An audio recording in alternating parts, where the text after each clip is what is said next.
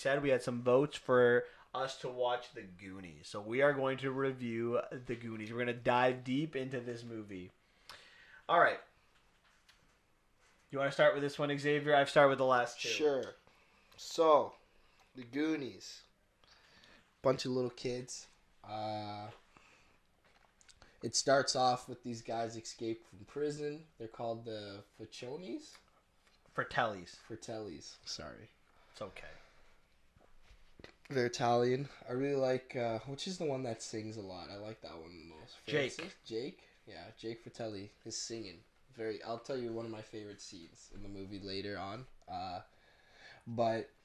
And while they have this police chasing, I really like the creativity because it starts introducing like all the main characters. So you get Mickey, you get Mikey, you get Mouth, Chunk, Data, Mouth, Data.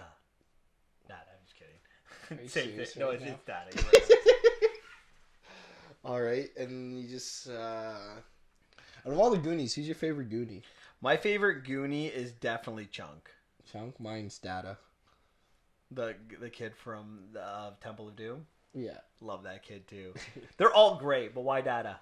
Data? I don't know. It's just... He's just so funny. Just the way he says everything, and then just the... not racially, okay, by the way. Just like... And all his inventions. He's like, hey guys, what's going on? I feel like I'd be... like that kid, you know, I'd have all these dumb inventions and people are like, that's dumb. I'm like, no, it's not. I think Chunk's the funniest. He's the guy I laugh at the most. Mm-hmm. He's just a klutz, right? He always eating. He's always complaining about food.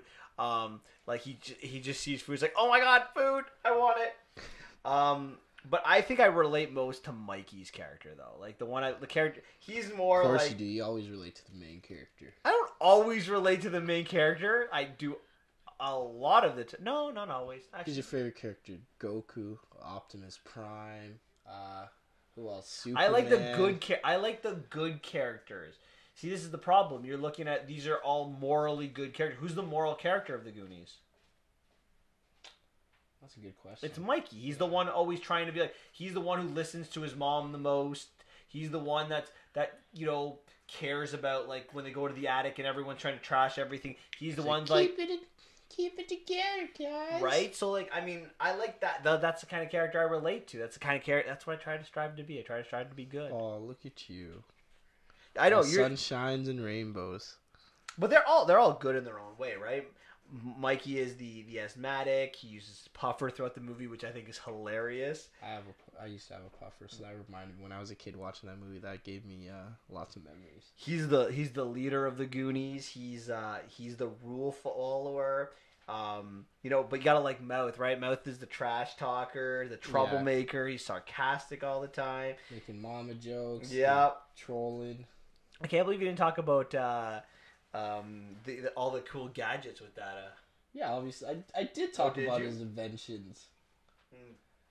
And people thought it was stupid. Oh yeah, so you weren't listening to me. No, who cares? Yeah, selectively. Well, you did talk about how much you like Glass, so I can't. You're a little butthurt about I am, but.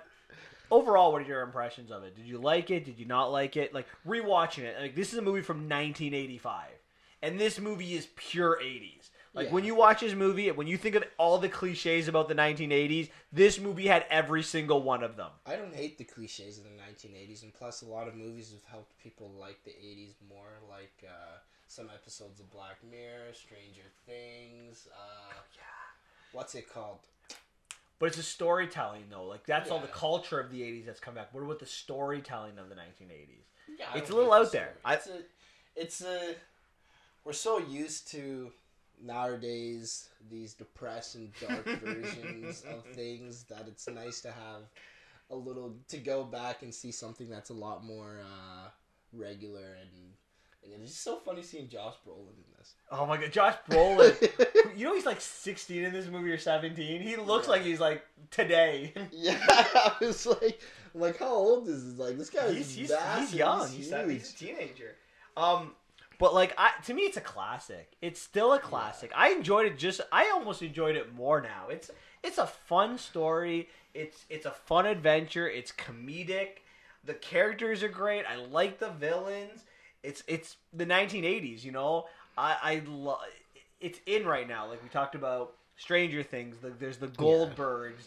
You know. It's such an in decade. Even the villains are more, reminiscents of like the Home Alones. Like the villains are very stupid, but they think they're really smart. Slapstick comedy, right? Yeah. I also. What do you think of the score? I know you like movie scores. I love the score of the Goonies. Yeah, the score is pretty good. Big fan. So the movie kind of begins, as you said, like with the Fratelli. So Mama Fratelli and Francis breaking Jake out of jail. So, and as they're breaking out of jail, there's this car chase. It's a hilarious breakout scene though. Like he gets outside of the car, but the car door won't open, so he like jumps in through like the sunroof. It's again just a funny way to start the movie. And in this car chase, as the car's going around, we get to meet all of the main characters, all of the Goonies, one by one by one. Right, they're going through the city. The music was great. The scene was great. It was just, again, the adventure starts right away. Yeah. And it was a good way to introduce the characters. I like it. I felt it was pretty creative. You don't really see that in movies anymore, Sometimes you get a weird email sent to you, and then it has 3 characters that will be in the next movie. Which is not a creative way. Is that a dig at a movie? Yeah. Does the movie have 3 words? Yeah. And one of the words is a letter with just a V? Yeah. Okay, I thought so. So as we meet the main characters, after this credits are done, we start with Mikey and his brother Brand, and we're just kind of getting this information. This is their last weekend in this house. That they're going to lose their house. That they're building a country club on that spot. We meet all of the other Goonies. They all kind of come to Mikey's house. And we learn that the Goonies are the rejects of kind of like the town. Yeah. Or of the kids of the town. Again, pretty much Stranger Things if you think about it. Like they are pretty much the Goonies. They're the outcasts of their little community. Oh, it's another one of those that have. Oh my god! Feel. Right? But like, I mean, that's it's so. I can see the influences of Goonies on it. Which is very... on so many movies that deal with kids, right? Of all the kids that are the outcasts, this is where the Goonies come in. Yeah. It's kind of the first one that puts them together. At least the best one that puts it together. And I want to talk a little bit about the writing before we really get into it. Do you know the 2 people who wrote the script? Who? Steven Spielberg and Chris Columbus. Do you know some of the stuff that Chris Columbus has done? No. He did more of his later stuff. The first 2 Harry Potter movies, he directed them. Okay. Those were crap. I'm pretty sure he directed Mrs. Doubtfire. Wait, did you say the Harry Potters were crap? The first 2. Really? I like the first 2. He directed Mrs. Doubtfire. There's a ton of other movies that he's done too. And then obviously we all know who Steven Spielberg is. Who's that again? What is he? Yeah, he did this movie, The Terminal. Okay. With Catherine Zeta-Jones and Tom Hanks. Oh, okay. What about what's a famous movie by him? I'm still not catching it. Munich. Munich? Okay. Deals with the 1972 bombing at the Summer Olympics in Munich. Okay. Oh, I think you're thinking of Jaws. Oh. Indiana Jones, Saving Private Ryan, Hook. Never watched any of those. No, they're pretty good. Anyway, so these rejects. They decide to go in to see their dad's attic, and we find out about this pirate, One-Eyed Willie, and he left an insane amount of treasure. It's rumored to be somewhere in the city. And like Ready Player One. Huh? Yes, a little bit. Look at this, more 80s references. So, in the attic, they find this map to the treasure, and Mikey sees something kind of related to this map, or sees this map, but doesn't want to break the glass. So he gives it to Chunk, and it's like, here, can you hold this for 3 seconds?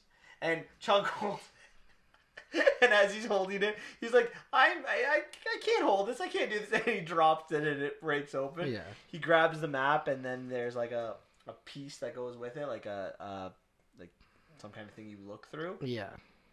And they decide, Mikey convinces the Goonies to go find the treasure. Yes. Nice little treasure hunt. Josh is like, no.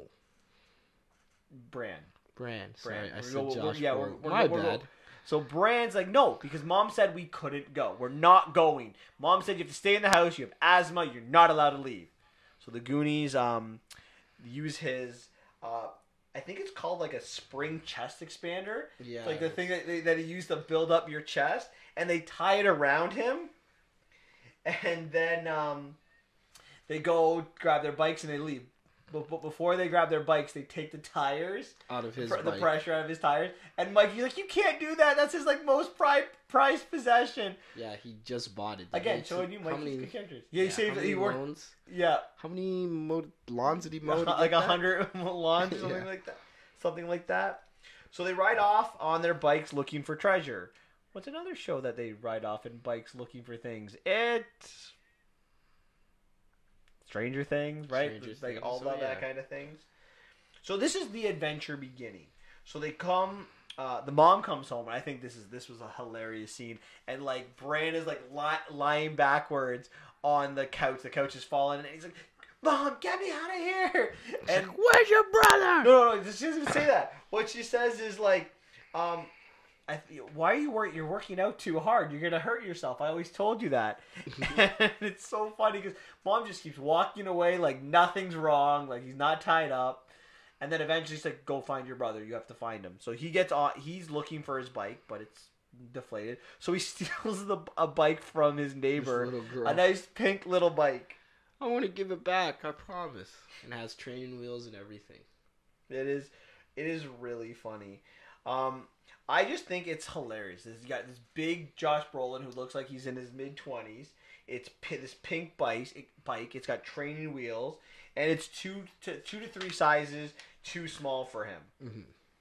So, as we're kind of watching him go, we were introduced to Andy and Steph, the last two members of our Goonie crew, who are driving around with Troy, and they see Bran, and they decide to grab him, and then like drive holding him with, again, such a scene from the 80s, flies off the cliff, and the girls are like, you know what, we're ditching Troy, we're gonna go find Bran to make sure he's okay. Troy's mean, man. Again, mean. He could have killed him. Very 80s. Yeah. To have the villain be uber mean, like over the top bullying. Yeah, That's over the top. so 1980s. Where you could almost have killed the guy. Yeah. We saw it in it. We see the Stranger Things, right? It's that over the top bullying. It's so 1980s. So Mikey and the Goonies, they find out that using the little rock thing and seeing the rocks in the ocean, that they figured out the clue. That's 100 feet, which ends up being this restaurant. And they go to this restaurant, and as they get there, they realize the Fratellis are there. But they don't know it's the Fratellis. They just see these three people. So they kind of sneak into this restaurant, and Chunk's like, no, we can't go there. They're going to kill us. But quickly he sees there's like a food thing, so he's like, I'll go get the food. Yeah, you know what? You might as well. It's okay. You can die for this. So he goes and he sees, when he's looking for this food, the car, and he realizes that there's bullet holes in the car. So he's trying to run and warn them to leave, but they grab him and throw him inside. And we see these criminals who are speaking Italian to each other. And it's like, they know nothing. Niente, niente. So they speak Italian. They're like, we're gonna give them. What would you like? They're like, we want some waters. So they bring them waters. And there's this brown water. Yeah, it's nasty. And she's like, drink it. You're like, no. No, I'm not drinking this. This is not water. So Mikey has to use the washroom.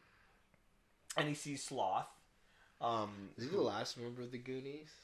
I guess he's like the honorary member of the Goonies. He's not a Goonie. He's a reject. I guess he kind of. Wow, why is he a reject? Well, because he looks like he's like deformed. Whoa. Okay.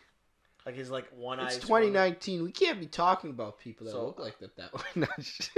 Okay. So he sees him. He gets freaked out. He runs back upstairs, and Brand arrives, and they run him outside. And then Mama Fratelli closes the door and says, "Kids suck," which is again a brilliant line because she hates her kids. Yeah.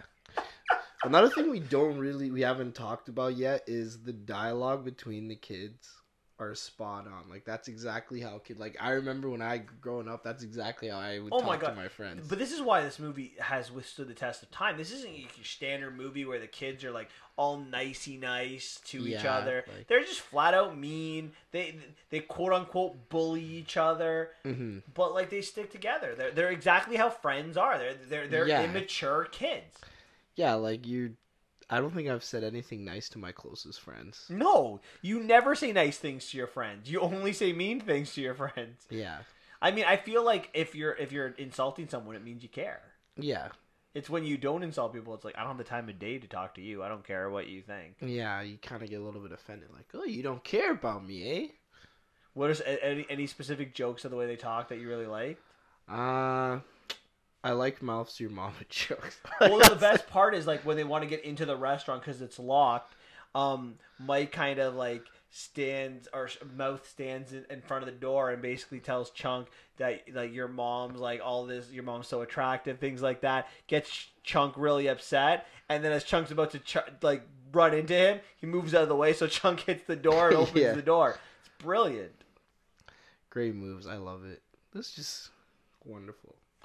So it's a wonderful movie. As they go outside, the girls join them, and we get this idea that Brand likes Andy, and I think it's kind of Andy mutual. likes Brand. Oh yeah, I don't think Brand likes Andy as much as I think Andy likes Brand more than Brand likes Andy. I think we got the idea that we saw the idea that he was going on a date with her earlier on in the movie, though. I thought the first kind of reference was that Brand likes Andy. Yeah, he likes her, but I think she likes him more because she's like, I want to go with Brad. Like her friend keeps, like the one friend that's like, let's go, let's get out of here. The girl's like, no, I want to stay with him because I like him. Yeah, no, definitely. There's definitely there's love blooming in this movie between two of our Goonies. What is an 80s movie without like two young characters being in love? Oh, I know. Again, so 80s.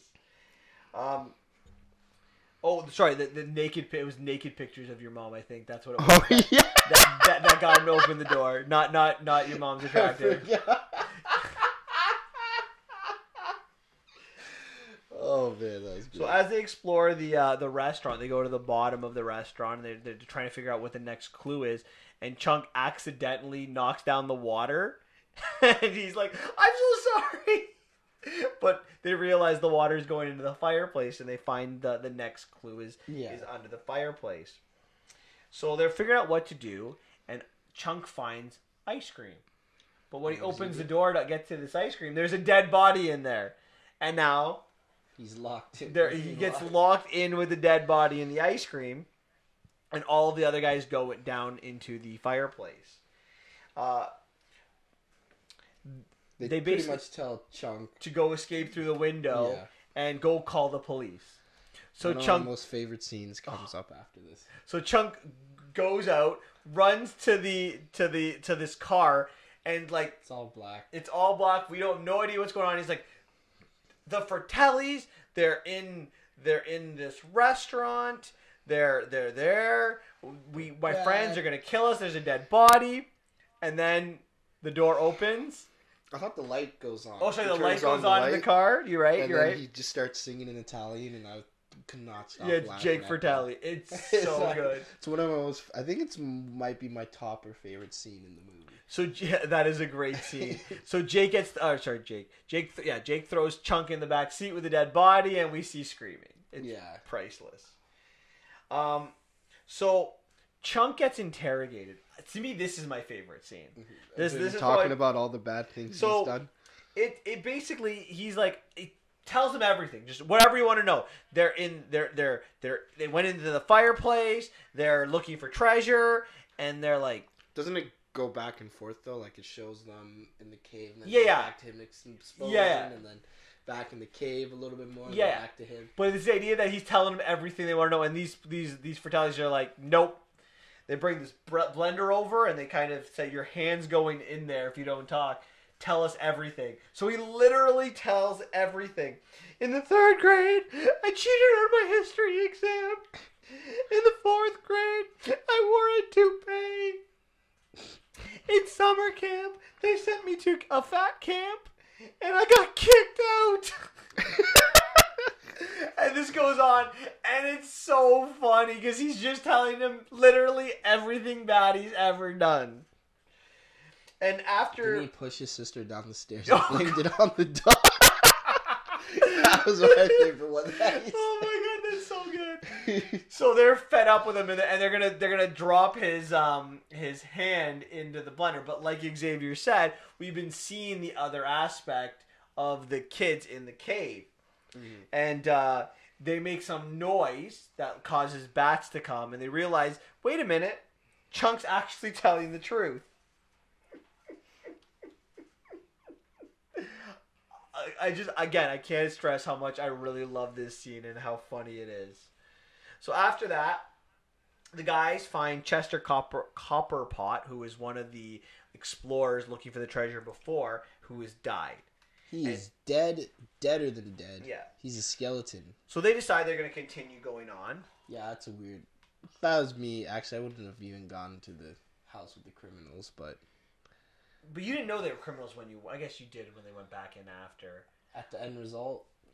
But the end result, that's why, you got to take risks. Yeah. You got to spend your life to make money. They see this Copperpot body, and they realize that they can actually escape. There's a well they can go up it. And Mikey's like, no. We need to find this treasure. We need to go on one last adventure. And this speech is basically saying that, listen, like, if we don't do this, where are we going to be in a week? We're all going to be in different places. And then Andy's like, Chunk might be dead already. And Mikey's like, no. Goonies never say die. It's a great line. Goonies never say die. And he's like, no. She said dead. Yeah, he might be dead. Died, same thing. Shut up. If we don't find the treasure, we don't do it. So, if this last adventure, he sells them all on it. Now you're saying you're taking the ride up. No, I would have even gone into the house. But you're down there now. Are you going? Are you going up? You have a might as well continue if you're going. Okay, so they're going to continue, and now the Fratellis are on their way to them. Now, what happened to Chunk? You can say it. So Chunk gets tied up with Sloth, and he's freaked out because Sloth is deformed. Yeah, a lot of discrimination. And so Chunk is really scared, but he's like, I'm kind of hungry, and he has his Baby Ruth candy bar, and he's like, do you want? He sees Sloth looking at it. He's like, do you want it? He's like, yeah, candy. So Chunk throws the bar, hits him in the face, and then falls on the floor. And then Chunk starts to scream. So Sloth is like, I want this chocolate. So he grabs like his chains and rips everything off. So Sloth is this really strong character we're getting to. And he grabs the Baby Ruth and he splits it with Chunk. He breaks it in half and he feeds Chunk the chocolate bar. Again, just a brilliant scene. So Chunk goes to call the cops while this is all going on, and the cops don't believe him because apparently he does this all the time. These Goonies are just troublemakers. It's so good. So they decide to go down the tunnel, and, well, Chunk doesn't decide. Sloth does, and Chunk just kind of follows him. Yeah. And meanwhile, the Goonies crack the key code, and Dada falls down and almost dies, but his invention saves him. Mm-hmm. And then we get another great scene. So it's bathroom break time. So the boys go to the men's room, and the girls go to the girls' room. Corner, yeah. So the girls are talking, and Andy's like, "I'm going to kiss Bran."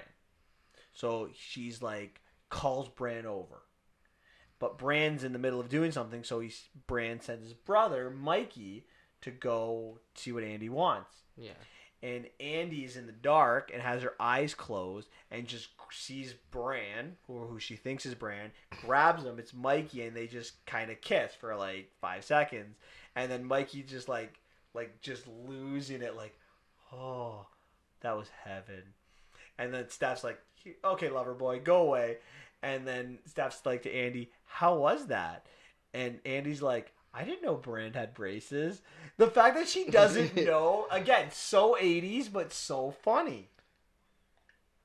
What do you think of that scene? I liked it. It's, I can see where a lot of other movies were. Was that the first time that's been done, like that trope? Or For kids, definitely. for a kids movie? I'm sure. Because I've seen kid movies. I think I forget what movie it is. I can't put my finger on it, but I've seen other movies do it after that, so I can see where it's been influenced. So that's another. Well, I'm gonna say it at the end of the Goonies, so I'll talk about it at the end. Okay. Then we get the piano scene. So they get to this piano and they have to play the proper notes, and Andy's the one that has to save the day and play the piano. And at the last second, she figures out the right code, and they escape and they slide down to the pirate ship. And when they get to the pirate ship, they find the gold. They see One-Eyed Willie. He's dead. Long dead.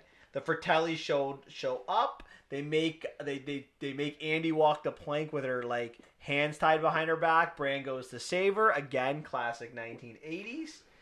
Sloth and Chunk arrive to save the day. There's a huge sword fight where Sloth takes out his entire family, throws his mom into the water, and all of the Goonies kind of, swim to shore. Mm-hmm.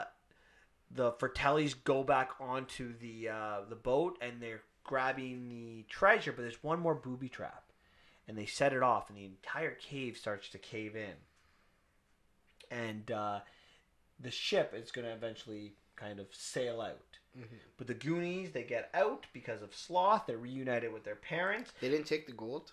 They weren't able to. The Fratellis made them empty all their pockets. Mm-hmm. But they're in the marble bag.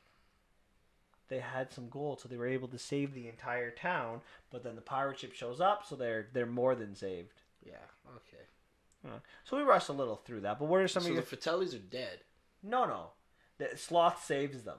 Oh, yeah. And then they go to jail, and Chunk's family adopts Sloth.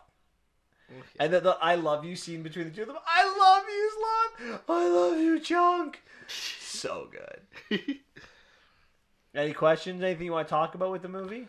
Yeah, so what I like to say, I really like the movie for a lot of its influence on a lot of other movies, right? You find this in a lot of movies that come from the 80s. They influence for, we see It, the way the children talk to each other in It is very similar to how they talk in, oh my goodness, Goonies. We just talked about this movie, and say Stranger Things, a bunch of friends that are rejects working together for a common goal, right? So I really like that aspect of seeing. That's why I love seeing the older movies and see what they influence, like Saving Private Ryan. But even movies like Stand By Me, which is more of a drama, not a comedy. There's a lot of elements to that in it as well, mm-hmm. which is around the same time, right? The kids talking to themselves, be more real. I think movies today fail at that by trying to be so. Our standards of what PG has changed so much. We want to make every movie dumbed down so kids can see it. Mm-hmm. They've become our target audience. We've lost how people actually relate in the real world, and that's sometimes what makes a movie classic. It's that rewatchability decades later. Yeah. The Goonies is 34 years old this year. It reads like it came out the year I was born. As you, right? Same age as me. And yet I know I'm old, but it still holds its truth. I enjoyed watching it this weekend as much as I enjoyed watching it the first time I watched it. Mm-hmm. And that's truly the mark of a classic movie. I can't say it can't. Yeah, that's the. It's too many times when you see how many movies do have kids interacting with one another? A ton of them, but we just. I can't name them right now. But a lot of times they jump out of. You don't care about them. Like there's a lot of S words dropped too, and you're like, ooh, that's bad. But like, as a kid, I don't know. Would you let your kids see this? Of course I would. Yeah, But I don't care. Words only have the power that you gave them, right? Like you go back to 1939, the Motion Picture Association of America wanted to ban Gone with the Wind from using the most classic line of all time. Frankly, my dear, I don't give a damn, because damn was seen as a bad word. Yeah. When we grew up in the 80s on primetime TV, you couldn't throw ass out there. But I can say it now and it won't even be beeped out, even if it was, as long as it's not rated G. Well, we got to beep it out for the children. No, I'm just joking. No kid has the 2-hour attention span to listen to these podcasts. That's but the true. point is, like, words only have the power you give them. So what? They say the S word. Whoop-de-doo-da-day. Like, yeah. it's not the end of I the feel world. like music that they listen to. Plus, they Come probably on. hear a lot worse at their school. Oh my god! I know how. Again, did you swear when you were growing up? No, but like, man, there are Really? some Not kids. in your group of friends? Oh yeah, we swore. That's what I'm saying. But We did. I've never. It wasn't something that was super in my vocabulary as a kid. Like for me when I was a kid, I only swore for like an emphasis on something. Yeah, you but know? that's what that's what There are in this those movie other. you see it too. There are those other kids that just say the F word every other sentence. And I know. I'm just Well, like, that's true. But that's just way too excessive. But for the me. point is, like, normal group of kids probably swear all the time. So if you're making a movie that has meaning, that people can relate to, you have to be able to relate to characters. And, you know, whether it's Mikey Mouth, Chunk, Data, Bran, Andy, or Steph, there's a character in the Goonies that you can relate to because they each offer a different kind of weirdness. Yeah. A different or you can kind even of... do a combination of it too. Of right? course you can. I feel like I got a little bit of Chunk and a little bit of Mikey in me. I feel like I got a little bit of Chunk and a little bit of Data. Maybe Mouth, but no. Maybe not so much Mouth. I'm not a crap talker. No, I know. But even in the end, we see love brewing between him and Steph, right? That we didn't really talk about the entire time. Like she kind of she had the ability to shut him up. Yeah. But I mean, I think there's a lot of truth to be said. I'm trying to think of a kids movie with a group of kids where they just we haven't talked about it. We don't remember them because of the way they talk. But yeah, well, that's one of the reason. reasons we don't remember them, because it's not really can't remember it, right? It's not memorable. So, have you heard the unfortunate rumor that they're planning on making a Goonies 2? Oh, okay, yeah, that's gonna be terrible. You can't. These kind of movies, like you said earlier before, you can't make these kind of movies because it was a different type of culture that they were made and that made them successful. I don't know if you can make a Goonies 2 as successful because someone's gonna get offended by something. Not even that. It's some movies just catch lightning in a bottle, right? Mm-hmm. Like you can make a movie like the Goonies, but you can't take the Goonies. You can't recreate the magic. Right? Because one of two things are going to happen. Number one, you have to recast the characters, and I'm sorry, but those characters have become iconic. Yeah. They are iconic. You ask another kid that's somewhere between the ages of 10 and 15 to play a character that's beloved. It's not going to work. It's not going to... Yeah, it's way too much in the fans' heart, and we've already seen... Like, look at Star Wars The Last Jedi, right? You try to go way outside of the realm, people are going to be upset. I'm not defending Star Wars. I don't really like The Last Jedi, but I'm just saying people are going to be super upset about it, right? Yeah. Same with Independence Day Resurgence. That wasn't good. That movie, again, that's a movie that wasn't designed to have a sequel, right? At least Star Wars is designed to have sequels. Yeah. But like movies like Independence Day, aliens attack, humans won, movie over. Yeah, you don't need to add anything. The Goonies, it was an adventure. They had it. They saved the town. That's it. They don't need another adventure. Like the town was saved. To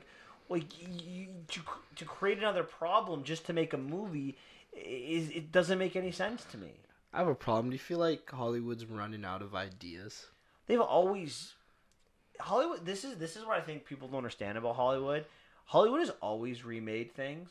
Yeah, no, I'm not saying remade, but like in the silent, almost after the Jazz Singer came out in 1927, when the birth of the talkie, they pretty much remade every silent movie into a talkie, right? Yeah, like that's what they did, and then from there they used books, they've used historic events.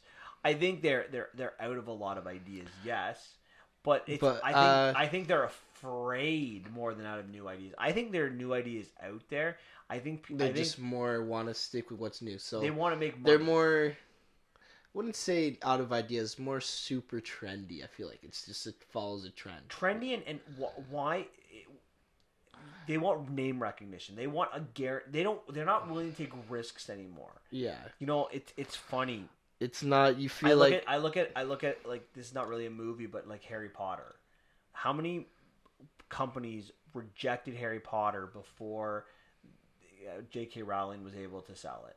Like, think about that. Yeah. You have a $1 billion industry in Harry Potter, or it should $1 billion name. Yeah, and, that like, no offense to Star Wars fans, but Harry Potter has a huge like. That following is massive. Of course, and it rivals. People like, the love Star Wars magic. The characters are semi good, but like that whole aspect is very important. Plus, they're still making more products for them. Give it probably. People are saying that they might start doing like maybe a Force Awakens with the new book, The Cursed Child. Right? Yeah, they bring them back, right? Age them naturally, make a couple and Fantastic Beasts, and then go back and make age more them Harry Potter. and then do The Cursed Child, right? Yeah, so There's lots of money to be made, and like people eat it up. Of course they do.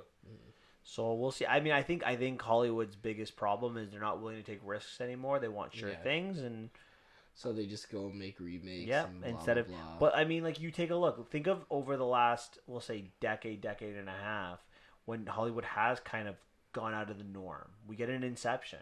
Yeah. You know, we get. Well, I feel like that's more Christopher Nolan though. He's the only one that.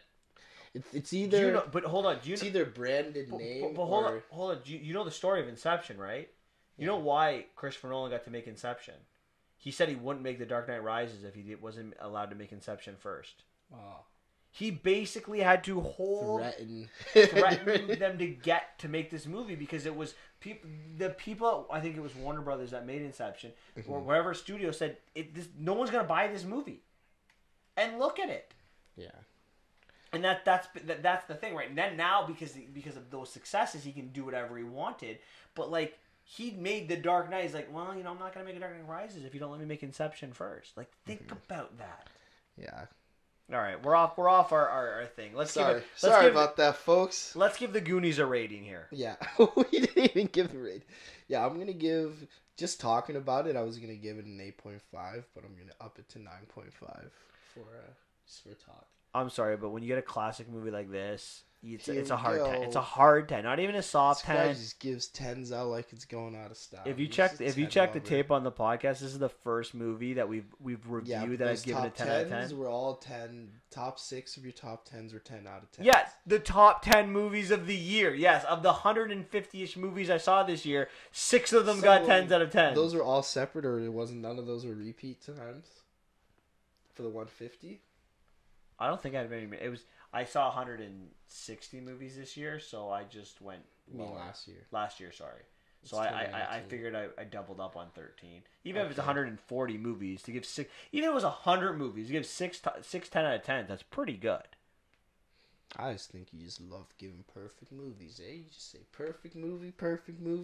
No, I did not. You say get a perfect movie. Hold on. You get a perfect Hold movie. on. You get a perfect It wasn't the perfect film. It was just there. It was 10 out of 10. It's good. Like we didn't. What are some of the criticisms you have for this movie? You didn't come up with any. Some of the criticisms. I don't really have any. I liked it. It's enjoy. Is it? We talk about realisticness of it, but I've always talked about the reality of the unrealistic world. That the movie this created, it made sense. It's a fun action adventure movie. I don't have a criticism for this movie. Fair enough. What is yours? Mine, I had a criticism and then I forgot it because I didn't want to say it. I was gonna say it during the time, but I didn't want to. You were on a roll, so I didn't want to. All I'm saying is, if you can't think of a criticism of a movie, I don't know how you don't give it a 10 out of 10. Fair enough. Anyways,